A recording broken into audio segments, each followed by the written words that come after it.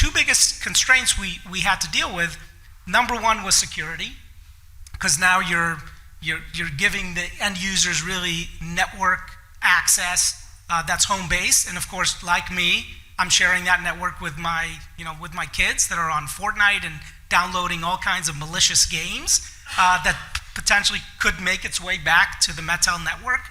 So the security aspect, and the second one really being around bandwidth constraints.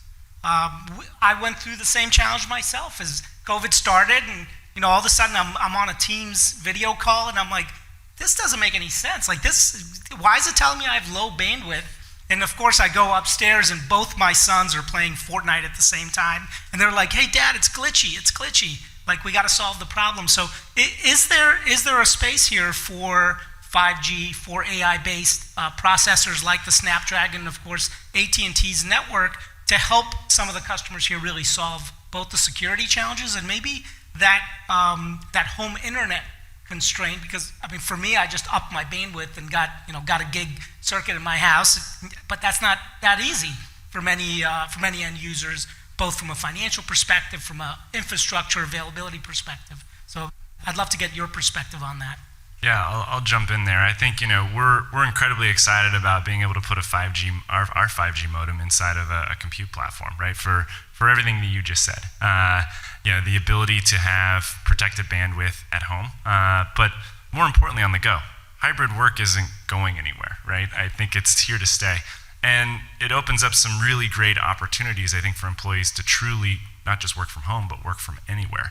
And when you've got 5G connectivity, you're on the MetTel network, you're able to truly work from everywhere. And so we're starting to think even just beyond kind of the standard computing experience. In fact, with the Lenovo X13s, we're announcing A3 Think Reality XR glasses, right? Real simple, lightweight XR glasses. They're viewers, but I was working at a Starbucks last week. I put them on, and I was able to create 5 virtual displays around my physical display. Oh wow! I gotta get some of those. And I was able to stream all that over 5G, right? And it just kind of put me back in my chair a minute. I was hyper productive as I was on a desktop, sitting inside of a Starbucks, talking on my machine with the noise canceled in the background. I could have been anywhere, right? And I think it opens up some really interesting, fun options for employees to truly work from anywhere. But we're also having interesting conversations around kind of the backlash a little bit, right? There's this whole hybrid equity in terms of how do you make the experience the same for the folks in the room as the folks that are joining remotely. And that starts to become a really interesting challenge that we're thinking deeply about as well. And hopefully, I think we can leverage some 5G and AI pieces to help kind of optimize that experience as well.